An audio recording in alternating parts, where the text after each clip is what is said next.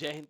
दोस्तों, आज आचार्य रामचंद्र शुक्ल का जन्म दिवस है। 4 अक्टूबर 1884 को हिंदी साहित्य के पुरोधा आचार्य रामचंद्र शुक्ल का जन्म हुआ था।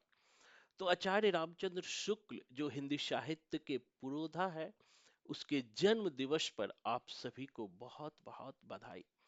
दोस्तों, अगर हिंदी साहित्य का इतिहास मजबूती के साथ सामने आया तो वो आचार्य रामचंद्र शुक्ल के कारण ही आया।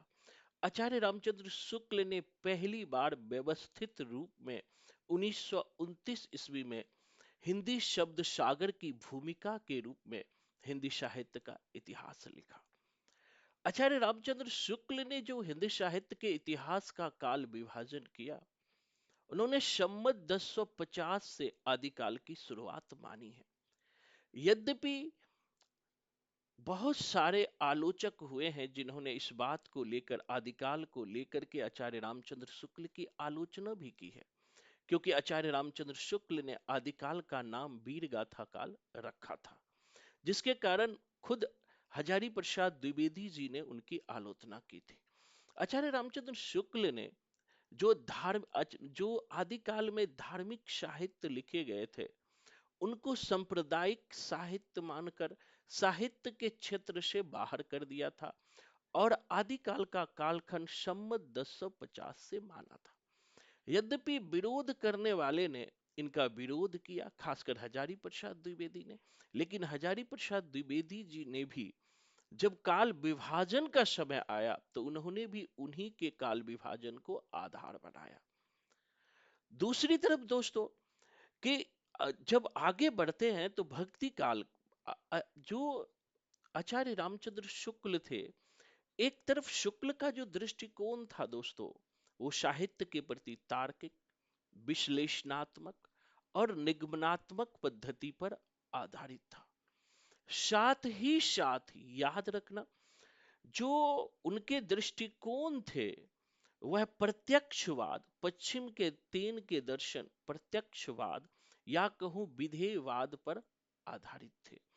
और जो रस मीमांसा में उन्होंने स्पष्ट कहा, लोक हृदय में हृदय के लीन होने का नाम ही जो है रस दशा है। तो यहां उन्होंने कविता क्या है में बहुत सारी बातें की है, जो एक विस्तृत क्षेत्र के रूप में सामने आते हैं। वही भक्ति काल के संदर्भ में आचार्य रामचंद्र शुक्ल का दृष्टिकोण बिल्कुल अलग रहा है। शुक्ल जी ने भक्ति काल को इस्लाम का देन कहा।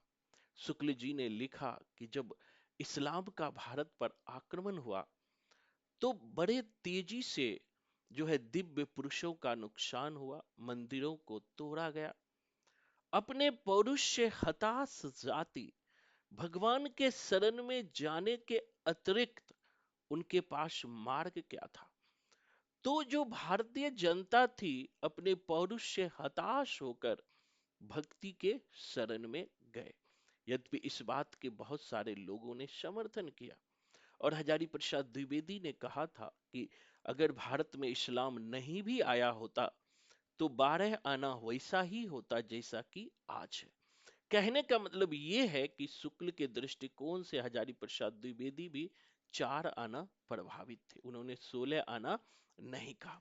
दूसरी बात दोस्तों, जब रीति काल, जब उससे भी पहले, जब आदि काल में आप देखोगे विद्यापति की बात आती है, तो शुक्ल ने विद्यापति की समीक्षा करते हुए अध्यात्म और श्रृंगार के मिश्रण का इन्होंने कठोर आलोचना की थी कि अध्यात्म और श्रृंगार का मिश्रण यहाँ कर दिया।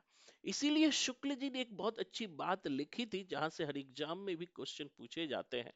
उन्होंने लिखा था कि आध्यात्मिक रंग के चश्मे बहुत सस्ते हो गए हैं, उन्हें चढ़ाकर जैसे कुछ आलोचक ने विद्यापति के पदों को भी, पदावली के पदों को भी आध्यात्मिक संकेत बताया है, वैसे ही जयदेव के पदों को भी आध्यात्मिक संकेत बताया है।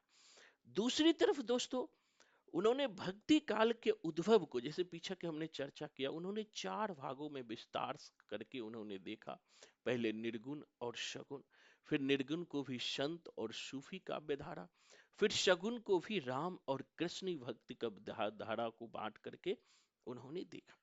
जहां शुक्ल जी ने बिहारी और घननंद की आलोचना की, वो भी एक पॉजिटिव रूप में। बिहारी के जो खासकर श्रृंगारिकता का वर्णन है, उसमें शुक्ल जी का दृष्टिकोण बहुत क्लियर रहा है, स्पष्ट रहा है। और उन्होंने जो है उन्हें एक महान कवि के रूप में दृष्टिकोण गोचर करने का प्रयास किया। और बहुत जगह पर उन्होंने कहा भी, कुछ महत्वपूर्ण बातें कहा भी कि अगर विस्तृत वनस्थली है तो बिहारी के दोहे एक बना हुआ एक गुलदस्ते के समान है। उनके एक एक दोहे एक एक रत्न माना जाता है। ये सब बात जो है शुक्ल जी ने कही थी। दूसरी बात दोस्तों, आधुनिक काल में भी शुक्ल जी ने भारतेंदु मंडल के जो कवि हैं उसका सामाजिक और साहित्यिक दृष्टिकोण से प्रशंसक रहे थे। द्विवेदी युग के जो है स्वच्छंदतावादी काव्य धारा के कवि उनके प्रिय रहे थे।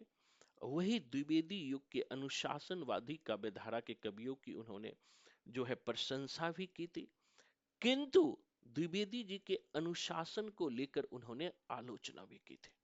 दूसरी तरफ छायावाद को लेकर शुक्ल का दृष्टिकोण एक अलग दृष्टिकोण रहा था। उन्होंने छायावाद को जो है पश्चिम की देन माना। खास करके उन्होंने कहा कि जो छायावादी चीजें थी आध्यात्मिकता से जुड़े हुए, सबसे पहले वेस्टर्न में आई। स्वच्छंदतावाद वहां से बंगाल के कवियों ने अपनाया, और बंगाल के कवियों का यह जो छायावाद के चार स्तंभ थे, शंकर, सूर्य, सुमित्रा, महादेवी, उन्होंने अपनाया। तो छायावाद को शुक्ल जी ने एक अनुकरण के रूप में लिया।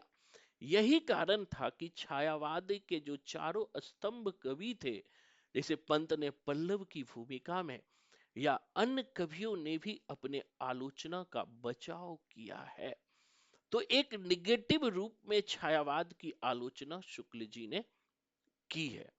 दूसरी तरफ हम देखते हैं कि दोस्तों की छायावादी कवियों के अतिरिक्त जो शुक्ल जी की जो सैद्धांतिक आलोचना थी, जो कि आज शुक्ल जी का जन्म दिवस है, तो उनके व्यवहारवादी आलोचना जिसकी चर्चा अभी किए, उसी तरह से सैद्धांतिक आलोचना भी हमें आना चाहिए। यही शुक्ल जी के प्रति हमारी सच्ची श्रद्धांजलि हो सकती है। शुक्ल जी का मानना था कि प्रबंध काव्य का महत्व मुक्तक से अधिक है।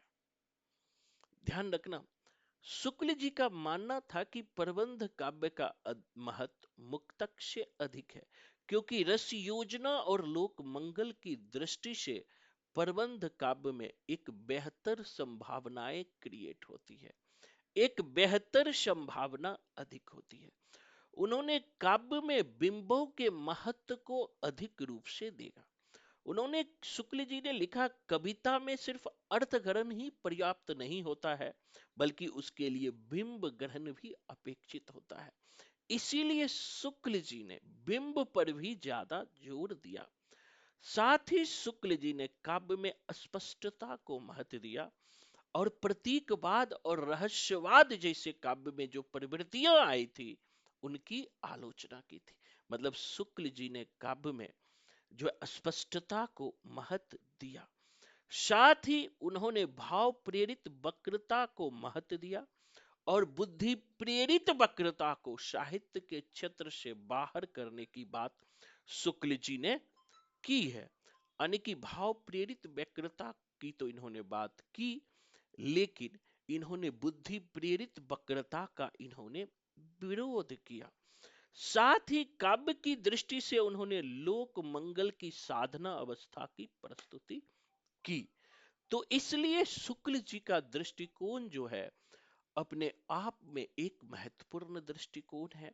अगर आप साहित्य को संपूर्णता में समझना चाहते हो, तो शुक्ल को समझना बहुत जरूरी है।